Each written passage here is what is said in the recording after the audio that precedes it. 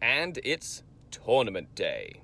It is 6:45 a.m. and we are going to be driving down to Niagara. Max Aggression Gaming is putting on an ETC style event. Very excited about it. I'm carpooling with Shane. I'm carpooling with Chris, and Cameron is also coming down, Danny. So we're gonna go down, we're gonna have some fun. It's gonna be like 20-some person ETC event, 3 rounds, it's battle points. I brought my beat-faced Drukhari. Let's dive right in.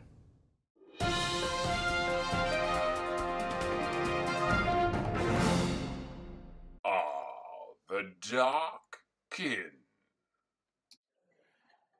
And we're here in Niagara, ready to start the event. It's 20 people. 20 people. It's going to be great. It's a little ETC style tournament. Very excited about it. So it's going to be 3 rounds. We've got Tau. There's a whole...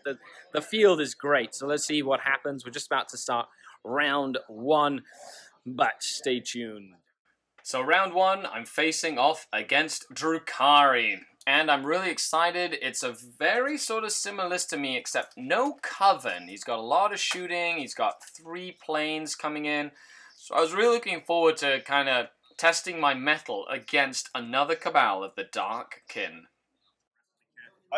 Okay, round 1. I'm playing Alex. And it's a mirror match. He's got the Drukhari. Birds. The birds. It is mission 3 of the ETC, so it's cumulative points as the game goes, 3 Maelstrom cards, and if you control an objective in the enemy deployment zone, you can raise it for 2 points. That's in my deployment zone, because he put 1 in a deployment zone, no! And he doesn't have any. But the game's going to happen in the middle here. It's going to get pretty brutal. We've got Lilith, Hesperax, and Witches. No witches. Lilith, Hesperax, Cabalite Warriors, and Raiders, 3 Ravagers, and then an Airwing detachment. Lots of cool stuff to happen. Let's dive. Okay, and that's the end of round 1. And this is Alex, my round 1 opponent. And you're playing Dark Eldar. Yeah, I played Dark Eldar, Cabal Heavy with Scourges. We had the misfortune of seeing creatures that we normally meet only in a zoo behind bars right in our faces. With him, Urian Rakoth himself is like the main goading exhibit. The grotesques up the field. 8 grotesques and a half dozen flesh machines, paint engines will... You had a little bit more shooting than I did. Yeah, but 13 disintegrators. I had, you counted. I know. There's 13 disintegrators. And then I had the grotesque and the Talos. You had more, you had a Razorwing flock, which was really good at screening. Yeah. But they just kind of got a little bit too close, and then I was able to jump into them. Yeah. I was gonna say, remember, boys and girls, Talos can fly. Keep your jets away from the Talos. He tried to block me with some Razorwings, and the Talos just went and ate them. But I think that steezing the initiative helped me. Yes, I was initially entitled to go first, but we got a comm from the Supreme Overlord that says no, kid. And Skari was allowed to go first. Okay, well, that was a 20-0 in favor of the Dark Eldar, and we'll see on round 2 how that goes. That's right. Okay, awesome. After round 1, which was really fun, got a good win out of that. I was going to be paired up against Devon. Now, Devon, of course, one of the top players in Canada, playing his Tau. Now, his Tau is one of the toughest ways to play Tau. It has Riptides, it has broadsides, and a ton of sniper drones. It was the same list that he ended up taking to the ETC Basement Collective team event, and that's his list on the screen right now with an Ethereal and lots of Markalites. So I've played this list twice. I lost once and I won once. So going into it, I was confident that I was going to be able to get some points out of the matchup, but I was expecting a tough game, being that his list has a lot of shooting, and I needed a board with some good line of sight blocking to even have a chance at winning the game. And we're here at round 2 of the ETC tournament, and Devon, no! The camera's over here, not over there. No, I'm just kidding. He brought his very hard-hitting ETC Tau list So it's a Sasea battalion with 5 warriors and 2 marker Fireblades. And then a Tau battalion? No. A Tau Vanguard, a Tau... Tau Vanguard, Tau Spearhead. You've got 27 sniper drones, 3 marker guys.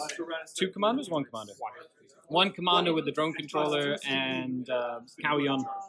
2 burst tides. The broadsides, a bunch of shield drones, and an ethereal. And we're playing mission 1 of the ETC, so it's Pointy Hammer and Anvil. I finished deploying first. I have 8 grotesques up here as the sacrificial lamb, 20 witches, Rax, Talos, Kronos, Talos, Rax, and my characters. If he goes first, I feel like he's going to die because I misdeployed him. Quite in the open. Okay, so we'll see. Last time I played this matchup with Devon, he completely slaughtered me, but there wasn't as much terrain last time we practiced, so there's a bit more terrain that I can sort of hide behind.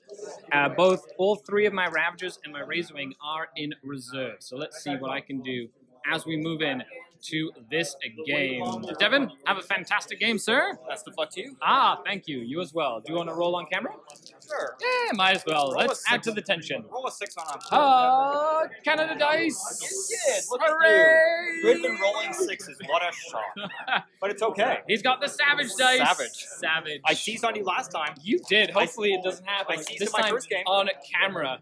On Get camera. out of here, savage dice. It's going to say this. Savage. Savage. Savage. Savage? No, never. I got half of it. Hooray! No savage.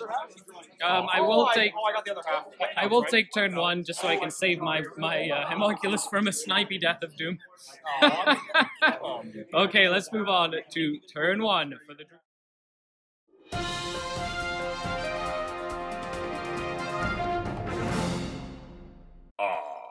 The Dark Kid. Hey, Diogo. The creepy. Move along, move along. So that's the end of round 2. That's Devon. Devon, you played with your Tau. I sure did. And he won, but it was a 12-8.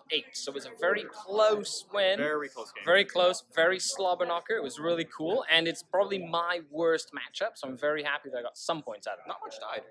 No, actually, you will kill a lot more because Ravagers just die terribly. They just died. You killed a whole bunch of stuff. I didn't take the Vexor Mask this game. Big mistake. I should have. I found myself in a position that I could. I thought I was going to hide.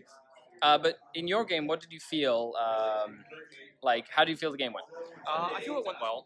Having that big piece of line of sight blocking terrain in the middle was not so good for me because it just blocked out my firing lanes and that was just rough. Yeah, and then I went first, so I was able to kind of get up into your face, and my grotesque didn't die on the first turn. Although, granted, me going second did help me on objectives. That is true. You were able to kind of do that. But I don't know if getting the 2 guaranteed turns of shooting the sniper drones would have been better than going second. So I needed to kill those sniper drones, and I tried to kill them, and I was able to sort of mitigate their effect on the game. You did, but if I had gone first, the Groats just all would have died, and then I would have been able to kill the unit of Talos or 2 before the Ravagers showed up. Right, and so that might have swung it more in my favor. It would have been, yeah. So it would have been a very... now it is battle point missions, so you're sitting at 32. 32. I'm sitting at 28 with 1 more round remaining. So best of luck in the rest of the tournament. Best of luck. Awesome. On to round 3. Okay, so end of round 2, went around the tables, got to see some really cool armies. We had Black Templars, the Dark Eldar, you had Diogo playing his Inari Eldar with Cat Lady. We had Tori with his cool Drukhari list. We even had some Knights, and even Shane had taken his Chaos as well. So going into round 3, I'm playing Chris and his Tyranids, which you have seen on the channel before. Him and I have thrown down many a time.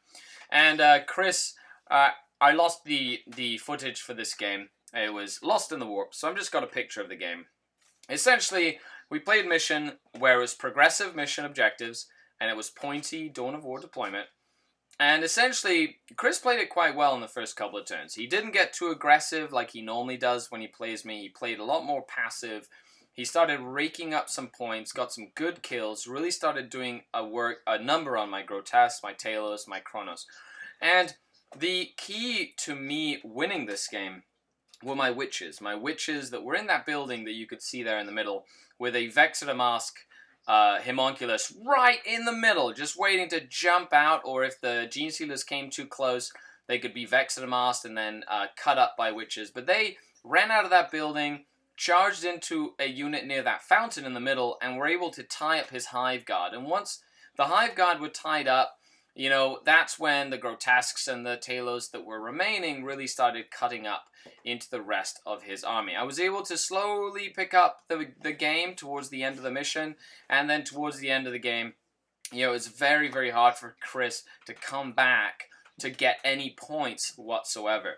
Now, a quick service announcement here is make sure that when you play the game, you know, try to keep a positive attitude throughout the game. You know, sometimes the dice don't go your way. Sometimes, you know, the mission or the matchup isn't to your advantage.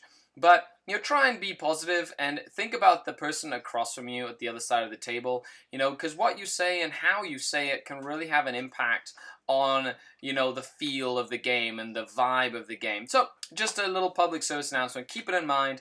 You know, you might lose, you might win, but we're all there to have a good time and to try and be the best that we can with the units that we have at our disposal, with the armies that we spend lots of time and effort painting and modeling and hobbying. Overall, the Drukhari were a fantastic army to take to the event. They're still very, very strong. This army that I practiced with at this event came with me to the tabletop, the Basement Collective team tournament that happened this past weekend. And I was able to play this same list 5 more times. I've kind of, since then, go back to the drawing board and made a couple of tweaks, couple of changes to the list, which I'm very excited about using overall.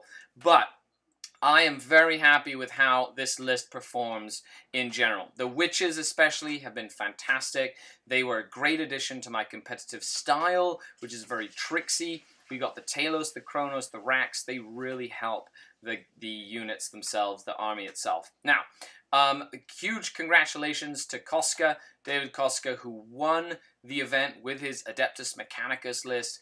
You know, he went 3-0, and he smashed every single opponent.